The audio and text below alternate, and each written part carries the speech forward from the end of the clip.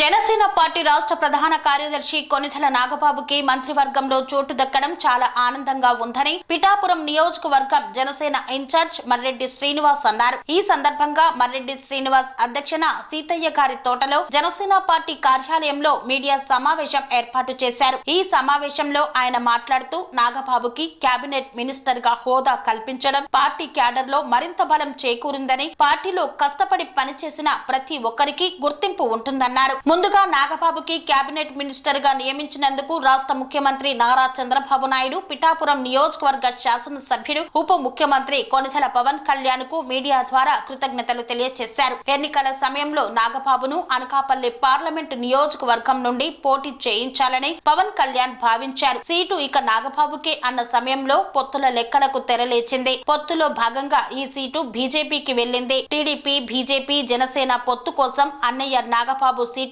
పవన్ కళ్యాణ్ కు త్యాగం చేశాడు. నాగబాబు కూడా కూటమి గెలుపునకు తన వంతు కృషి చేశాడు. ఎన్నికల్లో గెలిచి టీడీపీ కూటమి సర్కారు అధికారంలోకి వచ్చాక నాగబాబుకు కేబినెట్ లో చోటు దక్కడం పార్టీ నాయకులకు, కార్యకర్తలకు చాలా సంతోషంగా ఉంది అన్నారు.